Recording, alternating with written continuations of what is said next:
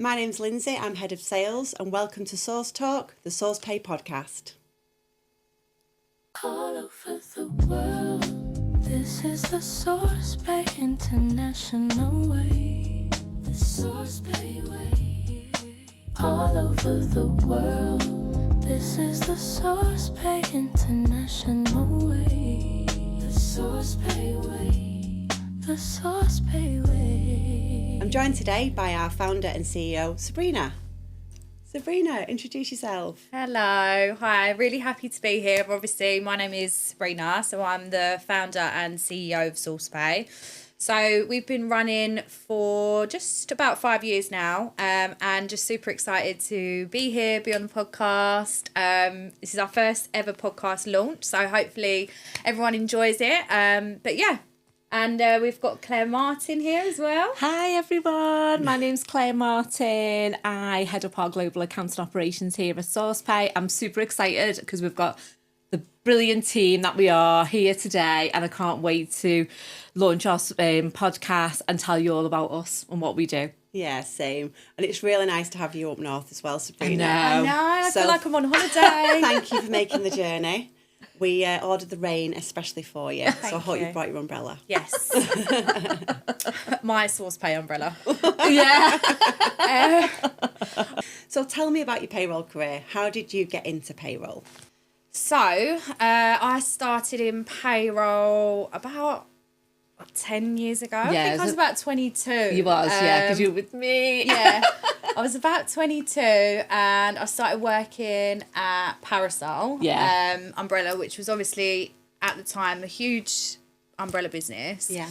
And yeah, I got paired with Claire. So Claire was our account manager and I was obviously the client relationship manager at the time. Went into payroll. I actually had no idea what I was coming into. I interviewed and they were like, oh yeah, you're going to be going out with clients and you're going to be taking them out for lunches and you're going to be, you'll have an expense card. And I was like, amazing. Yeah. Sounds like the best job ever. Because you did recruitment before, and I think it's just a natural way of getting into payroll. I think if you've done recruitment, I think a lot of people, because that's what happened to me, and I think that's what's happened to you as well, isn't it? That's it, yeah. So I did recruitment beforehand, obviously liaised with payroll companies during my time in recruitment, and then, just decided to obviously go over, but I just didn't know what I was getting myself into because I didn't know the ins and outs completely. But yeah, they obviously saw something in me. So obviously started with Parasol and I think I was there for about 5 years. Yeah, 5 years. Yeah. So quite a long career there, to be honest. Worked my way up, and obviously me and Claire worked on our accounts together. Yeah. So we covered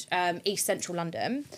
And then I left Parasol, joined a few other payroll businesses, and then just decided to sort of start up. And obviously when I did do that, I think anyone who goes into payroll and builds that sort of black book of clients, there's always something in the back of your mind where it's like, I could probably do this myself. Yeah. And that was kind of just what happened. And then obviously SourcePay was created, and I had to make sure I had the best possible team with me. Which is so Claire's actually one of our first hires. Yeah. Do you want to tell the story about what happened? It was a pretty seamless transition, wasn't it? I think, Claire, obviously there was no interview. No, well, you found out, because I've been maybe done it, so me and you went obviously at Parasol, so going back to me, I went to recruitment, went to Parasol, was there for 10 years. You kind of did your thing, I did my thing, and I was maybe redundant, and you found out from a mutual client of ours. So where I've just known, I've literally worked with Claire from day one. Every day for 5 years. Imagine me and Claire spoke to each other every single day for 5 years. That. Yeah. And we built such a big portfolio of clients together. And obviously when I actually set up SourcePay initially, I wanted Claire to come on board with us, but she was with another company and she just joined there and she was really happy and I didn't want to pry her away from that. But obviously things changed. You were manifesting, weren't you? And I was manifesting, yeah. Crystals were out. Yeah, and then Claire came on board. So, Claire, why don't you say a little bit about your story and your background? So mine's similar to yours. So I worked in recruitment for 10 years. So I used to do contracted recruitment, manufacturing, engineering, and that was mostly with pharmaceutical companies. So I did deal with, you know, like AstraZeneca, Teva Pharmaceuticals, and I was looking after them. Did that, and then I thought, you know what? I'm going to try welfare to work for a bit, because I did a counselling course and I went to college. And I wanted to give back. Do you know what I mean? I don't know if it was in that. And I was doing a bit of volunteering. I was doing a bit of volunteering, helping young carers and stuff like that. So I was like, you know what? I'll go into welfare to work. So I did that for a bit. Then I went on maternity leave. And when I come back, I had Sabrina. Do you remember the first thing I said to you when you first met? No. Why? What did you say? I said, I'm going to be your new BFF. You did say that to me. Yes, you did. I know, and the fact that you were on maternity leave and your boy's now like 9. Yeah, he's 9 in March, yeah. It's just mental. So it just shows how long we've actually known each other. Yeah. But yeah, I mean, even just the portfolio that we had together, I think we had something crazy like 170 clients in one postcode. Wow. I mean, it just shows, and obviously we'll talk about this a bit more soon, but I mean, it just shows how saturated the recruitment market was 10 years ago. Yeah. So to think of what it is now is a conversation to be had, obviously. But yeah, it's interesting, and I'm glad that we're together. I'm glad you're with us, Lindsey. Yeah, so honestly, happy. Lindsey's just made me so happy, because sometimes you can, when you do hire, it's always a risk, right, when you hire someone for your business, because you just don't know how, you know, everyone on an interview's on their, you know, they've got their best performance, you know, they're selling you the dream. But Lindsey, you actually sold me the dream and followed through with it. So I know you actually did. And I'm so, like, honestly, I'm just, you two together, I'm just so glad that I have you both. Because I'll start crying. That's cute. I actually am. And I think about it all the time, and just how grateful I am that I've got you girls, and I don't have to worry about, because obviously you guys are up north. Yeah. I'm down south, obviously, you can tell. We do make a good team. But we do. And really do. I love that you guys just, you do what you need to do. You're amazing at it. I never have to worry about you guys up here, and so it's nice. But it is nice to be down, like, up here. Yeah, you need to be. Yeah, definitely, to see, obviously, come and see our offices and everything else. But it was an interesting story, Lindsey, when you come on, because with us just chatting then, and we were chatting about, like, the way things happen and the way the universe works, and you intertwine, you have to work with each other. Yeah. I think the way that you come on board is exactly like that, because I don't think I ever come across you before on LinkedIn, and then all of a sudden I come across this feed that you were looking for. I think you had a story. You'll have to tell us what happened. Yeah. So go on. So I've been in payroll also for 10 years. The world of umbrella is brand new to me. So when I first started at SourcePay, I didn't know what umbrella payroll was, I'm not going to lie. I've always worked for a company that has outsourced payroll, and I've also got the international background as well, so helping businesses pay workers all over the world. How did I not know that you didn't know what umbrella was when you joined? Yeah. No, she was clue. doing international. She didn't know what UK was. I must have interviewed really well. You did. But I must have been, I was actually really laser focused at the time on international. So so that's obviously what it was. Yeah. But I mean, we've picked it up really quick. I think I've done really well. Yeah, I mean, you've done it without even having me notice. So that's saying something. Well, payroll's payroll, or is it? Yeah. Which brings me on nicely to my next question. So our podcast theme is risky business. So why did we choose risky business for our first podcast? Why did we choose risky business? Because this is risky business. It is, and 2006 is a risky year. Yeah. 2026. Oh, did I say 2006? 2026. Well, it's just gone 20 years back. Yeah, and Alzheimer's is kicking in already. Honest to God. You should see on it before. I had my laptop open. Lindsey, you must probably know. And Sabrina went, why are your letters like that big? I went, because I can't see. Oh my God, this big though, weren't Her they? letters were, I've never even seen a laptop look like that in my life. I I She's didn't know you wearing could her do glasses, that. so I don't understand why. I don't the know. I letters need to are go red. Specsavers do again. that. Honest to Oh, God, I'm God. getting it's all of a sudden. I don't know if it was just because it's been Christmas. I don't know. I've had too much alcohol. I don't know, but I can't say. Honest to God, I'm like one of them little moles that we don't Just for have. the record, we are in 2026. Yeah. We're not in 2006. Yeah, We've not we're gone in back 20 years. 2026. This is a brand new podcast. Yes, brand new. So back to risky business. Yeah. Why is it risky? So obviously legislation changes. Yeah. There obviously the finance bill, everything that's come out and looking to change obviously in April 2026. Yeah. Correct, yeah, well done. 2026. There's a lot happening in the market, and I think obviously agencies, especially recruitment agencies, but also for end clients as well, or end hirers, there's just so much due diligence that needs to be done that people are unaware of, and it's a massive education piece for agencies, for end clients. It's our job to educate them, it's our job to protect them, and it's our job to make sure that we're at the forefront of compliance. At the end of the day, these companies are putting their trust in us. Yeah, Absolutely. definitely. But unfortunately, even with, we could be the most compliant payroll provider in the world. Yeah. But due to the new legislations, it doesn't matter whether we are or whether we're not, because the agency, essentially, if they're not doing what they need to be doing in terms of due diligence and checks with the providers that they're using, them just merely saying we didn't know is probably going to be the most expensive sentence that they ever say. So it's just super important now that we're and it aligns really nicely with the timing of what's to come, obviously in the near future legislation wise, but I thought it was really important that we sort of dedicate this season of the podcast to risky business and why it's risky, what they can do to protect themselves,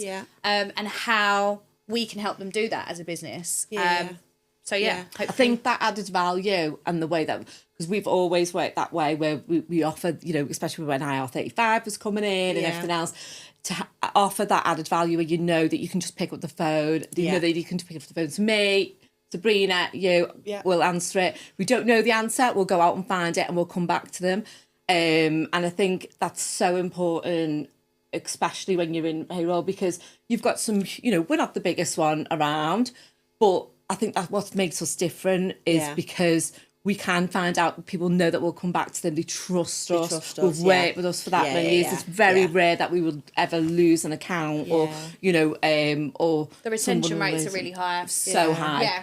I think transparency is important. There's a lot that we're trying to do as a business to make us just that little bit different from our competitors. And I think that's really important to mention. So no matter whether you're the biggest payroll provider in the world or whether you're the smallest, as a client, you're always putting your money at risk when you send it to a third party. That's a given. So what's super important is that for us anyway, as a business, is that we are creating a space for our clients where they don't have to have that risk. And so we have a pending regulation with the FCA, which you obviously know. We're about 12 months into that, and it can take up to about 18 months. So once that is complete, we will be the only payroll provider, the only payroll provider in the UK that is regulated by the FCA. And why that was really important to us is not only is that completely regulated, which obviously gives people, and I hate to say the word peace of mind, but it does give clients peace of mind to know that, but it also allowed us to open a client account with NatWest. So that NatWest client account is segregated, it's protected, and it's ring fenced. So those funds are completely protected, and they're also so our clients have full visibility of those funds. They're able to retrieve those funds back at any time, right up until the point of it hitting their contractor's bank account. So it's just protection on another scale, and I think that's just a really important factor to add in there to what we're trying to do, because I mean, payroll's payroll. Like I can't jazz that up. I can't make that sound more sexy than what it is. Yeah. But there are things that we're doing that as a business owner, if I was using a payroll provider, this is exactly what I would want for my business to make sure that it's protected. Yeah. When we're speaking to new agencies, I think they are quite blown away by the amount of compliance that we go into ahead of actually signing them up. Yeah. So the due diligence that we do with that agency, just to make sure that the workers are being treated properly, right from onboarding, hiring correctly, and obviously they've got those working conditions correct as well. So one of our accreditations is with the GLAA. Mm-hmm. So can you tell me a little bit more about that? Yeah, so the GLAA, so the Gangmasters Labour Abuse Authority, obviously we're licence holders for the GLAA, which is another really strong point to mention just in terms of compliance, because the GLAA are part of the Home Office and we are actually audited by them directly. So they'll just drop in now and again and they'll just go, right, they'll drop in when they feel like it and go, oh, let's have a little look at your paperwork. And I'm like, yeah, okay. You did that how long ago? Was it about 6 months ago? Yeah. You come in, wasn't it? So they do that and it's great. I mean, it's great from a compliance perspective. Yeah. Because I can tell clients that, and it's great for you guys as a business development team that you can actually go to clients and say, do you know what, we're actually audited by the government directly. Yeah. So it just proves how compliant we are and what we are actually trying to achieve.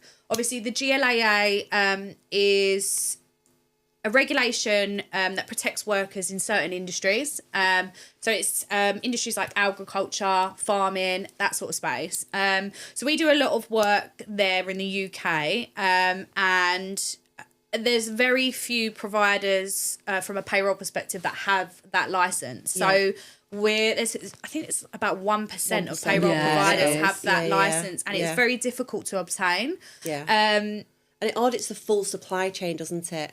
In terms of the employment law contract, how the workers are actually treated on site, to make sure they've got good working conditions, and obviously they're being paid properly as well, which is ultimately where we have to go on site and we have to actually do audits. So it's for food and drink as well. So we might go on, site at a factory, and then we would, we can run an audit and say, how are you paid? What are your working conditions like? But it's also what Sabrina said, within that supply chain, everyone has to have a GLA. So that food manufacturing plant might have one, the agency will need to have one, and then the payroll provider will need to have one. Yeah. So everyone in that supply chain, is got to have that license. Yeah, interesting. And we've got our own internal compliance team as well, which again is something that is a big win for us, because we can lean on that anytime, can't we? Well, what you've just said before, Lindsey, about because we pride ourselves, and obviously we've just got our FCSA, we've got the GLA and the FCA as well.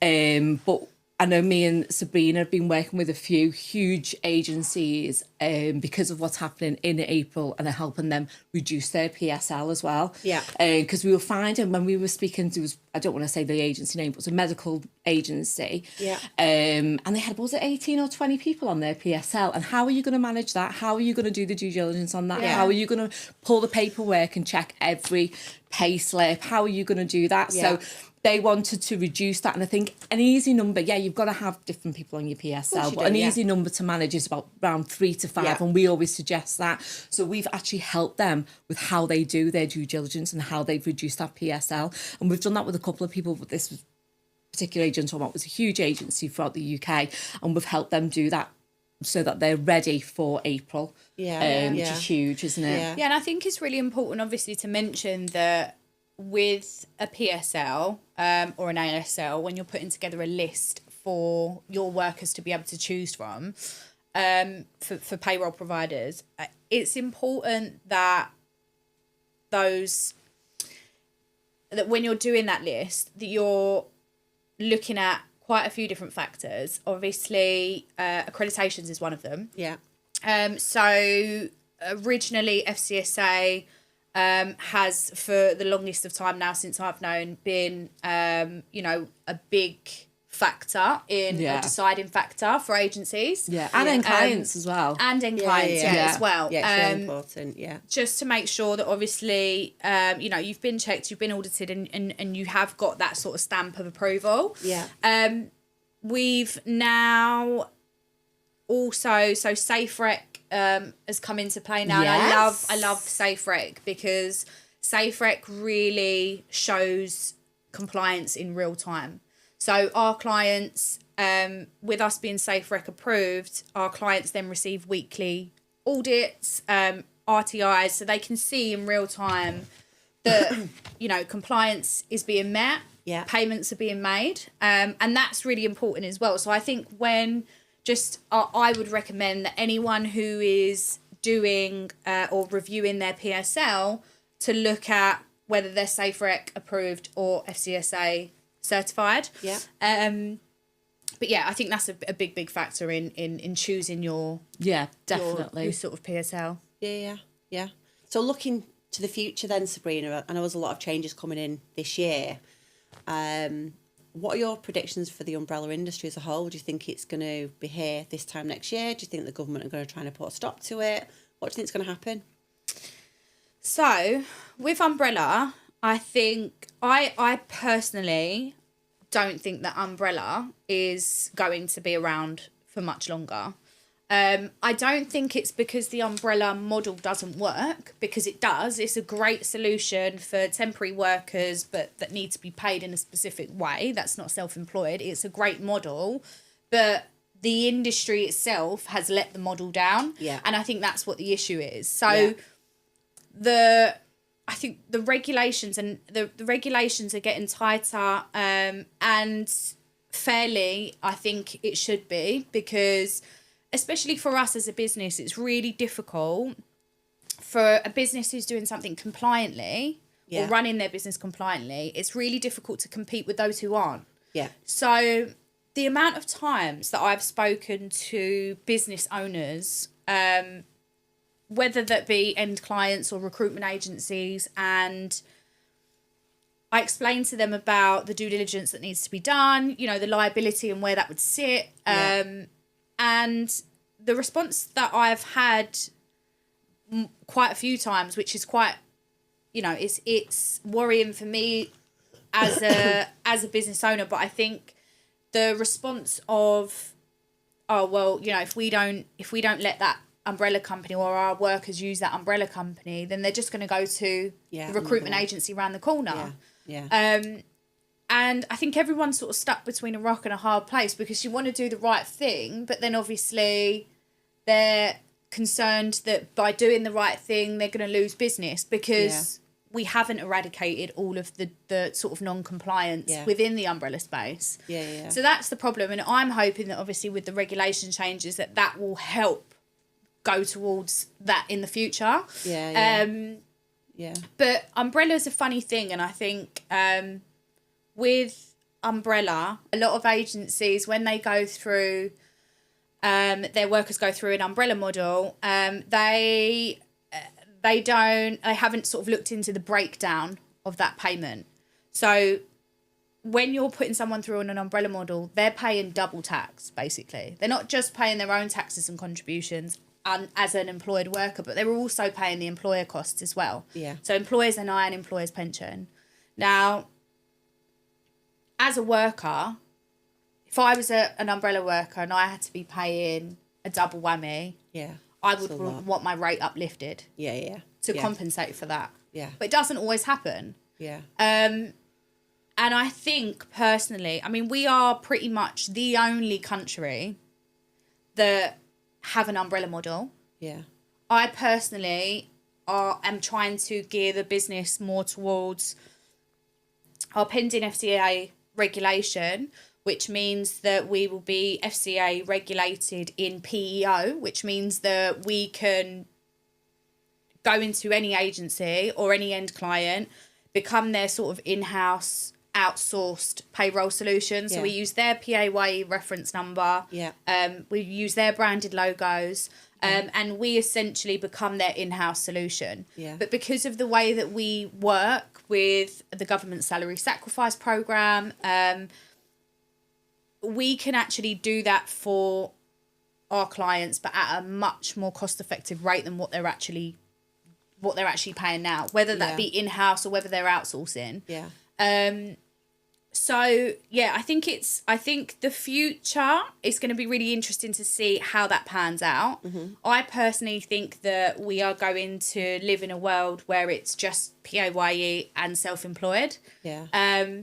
And I think we're going to live, especially in the recruitment space, in a world where there's a lot more agencies doing a lot more global work. It won't just be UK based, and I think that for us as a business is brilliant because obviously our goal is global, and we do support that. And I think in a world where recruitment is just so saturated in the UK, I think it's important that we give the industry the opportunity to thrive, really. And we do that as a business because they don't have to worry about international laws and compliance.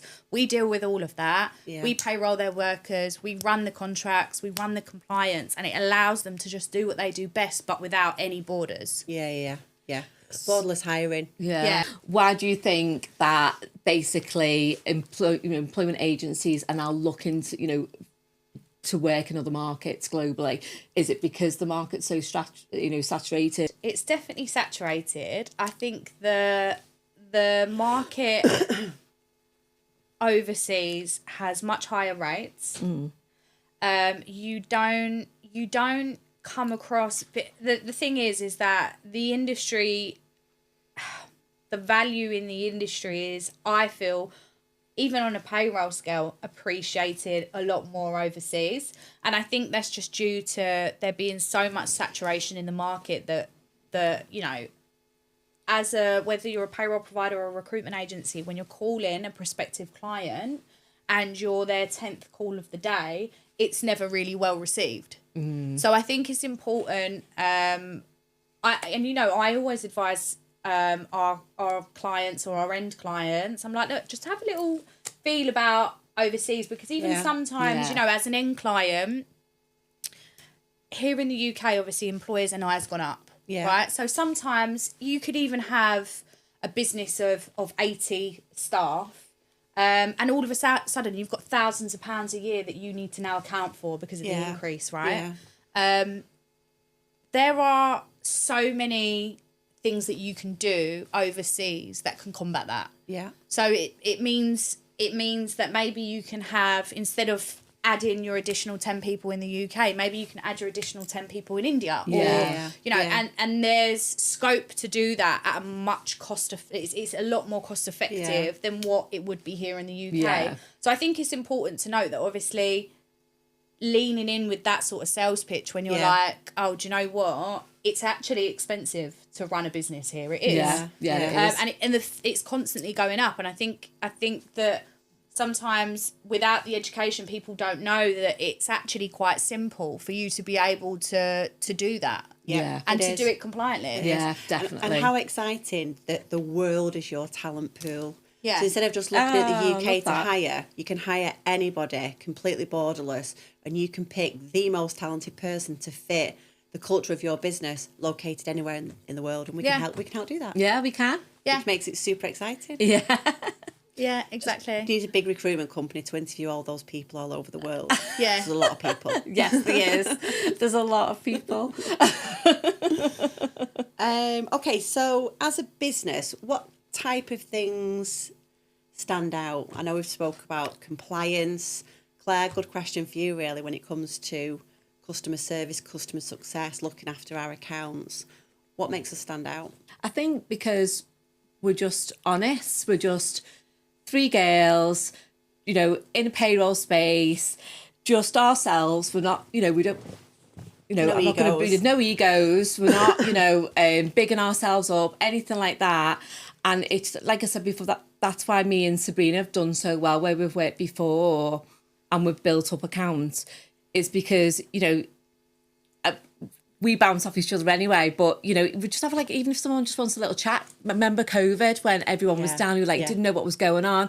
I had some of my clients, I was speaking about how's everything going? And we just had a chat, about what they did. And, it's getting to know them. They know they can pick up the phone. Like I said, if we don't have the answers, I'll go away, or, our team will go away, find them out and, give them a call back. Added value as well, which is a big one where we can offer support,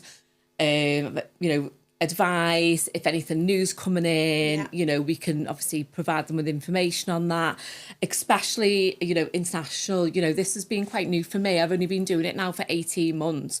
But in that 18 months, especially when you've come on board, Lindsey, because your experience and everything, I've learned so much. Yeah. So if someone asked me about the Netherlands, I might be able to tell them straight away without looking at something.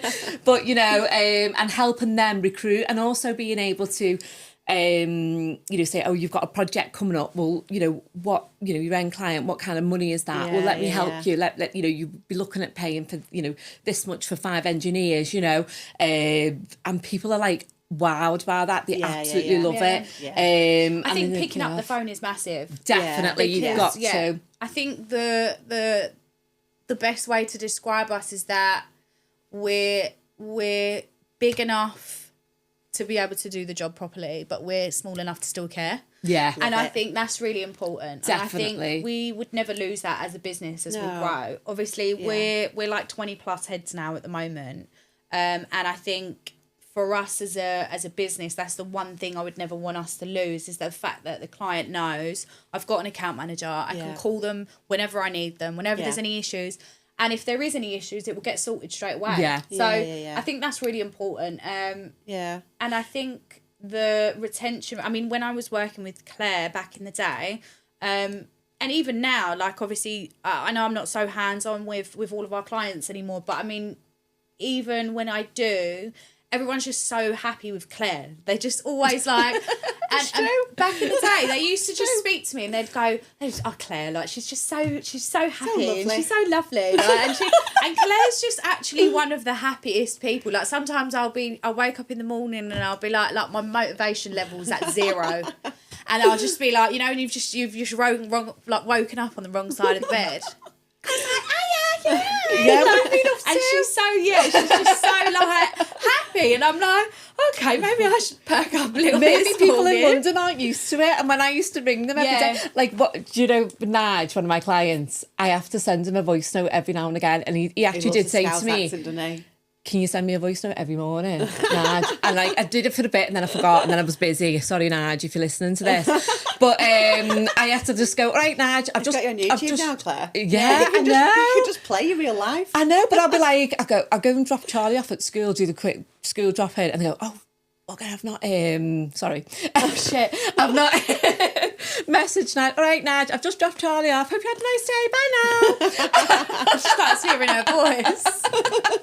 So basically what you're saying is our USP is that you've employed a Scouser. Yeah. He's happy and have a little chat with you. What I've just said, just scrap everything. But you know what? I've even said to people, you know, when I've like had a meeting with them and we're doing it on Teams or whatever, I'm going, go and get yourself a brew and a coffee, a cup of tea, coffee and a bicky. So it works, and I've got mine there. Me and you've done that, I think. Yeah, we have. We've been on the phone to a client and just gone, oh yeah. Got my bicky out, cup of tea. Bit of northern charm. Yeah.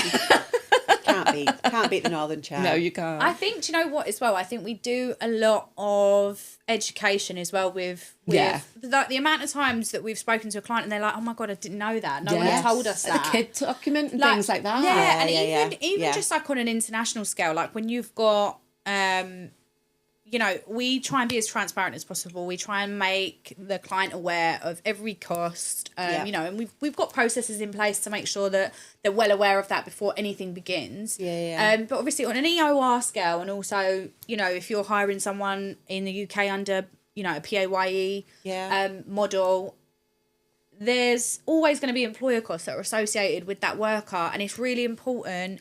Because what we never wanted to be is one of those payroll providers where they're like, yeah, bring them all on board, don't let the client know anything, and then once the bill comes, they're like, oh, by the way, you've got an added 400 quid onto that, and it wipes out the client's margin, and that is how you lose clients fast. It's trust as well. They're not going to trust you. They're not. You haven't been upfront and honest at the beginning. That's what we're about. That's it. And I feel like we've built such a great. There's a great environment that we've got. In both our offices, up north really and down south. And I think everyone just gets along so well. We've got a really like the what's the word? The culture is very aligned. I feel like everyone's everyone's in the same boat. Yeah, well, the thing is, we want to get stuff done. Yeah. It sounds like a bit of a daft thing to say that, but right from speaking to the agency, we take care in classifying that worker correctly. Regardless of where they're being located, we take time to classify that worker. So are they self-employed? Are they inside or outside IR35? Should they be on PAYE? Should they be on umbrella? So we take that time with the agency to do that due diligence piece. But also at the back end, we're fundamentally here to pay people. So we make sure that all of our contractors, all of our accounts, the workers are getting paid on time, accurately, and it's 100% compliant. Where we're so adaptive in terms of, you know, what a client needs from us, I think that's really important, and that does make us different in that aspect, because I know that there's a lot of, you know, there's payroll providers out there that have one set of processes, and you either fall in line with that or you don't use them. As simple as that. And I think with us it's very different. We've got multiple different processes. I mean, we've got a standard process, obviously, for compliance reasons. But I mean, in terms of, you know, when someone's paid or how they'd want that to work, or payment terms, invoicing, or, you know, whether they're using a factoring company or whatever it may be, we're very flexible with how they want us to run that for them. So, it's nice to get a little bit of a tailored approach that sort of slots into your business rather than it being the other way around. Yeah, because I've found where I've worked previously, it's difficult to get those procedures and, you know, processes aligned. Here, you know, we've been happy to do that with a lot of our clients, you know, and being able to work with what they need rather than what we need, and we can just align them. That's. From a sales perspective, we've been getting quite a lot of inquiries recently from workers themselves telling us that their current umbrella has stopped trading. They've just basically closed the doors. I mean, I've done some due diligence and done some research on it. They've owed millions to HMRC. Absolutely millions. Yeah, and which is quite frightening, really. If you don't see longevity in your business, like some of these payroll providers, they're going to be doing things like that. And as I said, it affects us. It affects us because, we can scoop up that business, but then also we've probably lost that business for 2 years before because someone's doing it the wrong way. So, but it's very interesting to see how creative people get. And even, I mean, there's been times where I've even heard from a contractor on an EOR side internationally, and they're like, they'll speak to the onboarding team and they'll say, oh, like I'm meant to be on a PAYE solution, but I haven't got a contract of employment, and they're charging me €1,500 a month. But I have to pay my own taxes to the authorities because they're unable to do that for me. And I'm like, how are you possibly on an EOR? How are you? No. And it's like, but people have gotten away with it for so long. And I think that's again where the education piece comes in, because that contractor had no idea that wasn't the correct way to do things, and the end client didn't either. So it's like, well, how do we correct that? And I think obviously doing things like this, obviously bringing things to social media and letting people know about the due diligence and what that needs to be done. And I think that's what we'll obviously we'll dive deeper into during the series, which will be really interesting with the guests that we've got. I'm really excited about our guests, by the way. Oh my God, I can't wait. So we've got a employment law solicitor coming on. Yeah. We have somebody from our regulatory body coming on as well.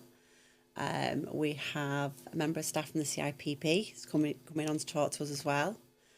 We have a client coming on, so firsthand, we get some client experiences. Yeah. And I'm going to do a masterclass at the end. Yeah, masterclass would be amazing. Which will be really, really cool. So I can tell you everything you need to know about umbrella. Nice. See if the training's paid off. Any final thoughts, girls? No. I'm just excited to see where our podcast journey takes us. Same. Yeah, it'd be interesting. I think, obviously, this is very new to us. Yeah. So, and I think we've smashed it, girls. I'm not going to lie. We made the cameras melt away. Yeah. And there's loads of things I could have thought of. Hopefully it relays well, because I feel like we could gab for hours, Yeah. and we think that what we're talking about is like really interesting. But hopefully that is relayed to like people that are watching. So hopefully. My final thought is payroll is everyone's favourite day of the month. Let us help you get it right for your contractors and for your employees. Thanks for joining us. All over the world, this is the SourcePay International Way. The SourcePay Way. All over the world, this is the SourcePay International Way. The SourcePay Way. All over the world, this is the SourcePay International Way. The SourcePay Way. All over the world, this is the SourcePay International Way.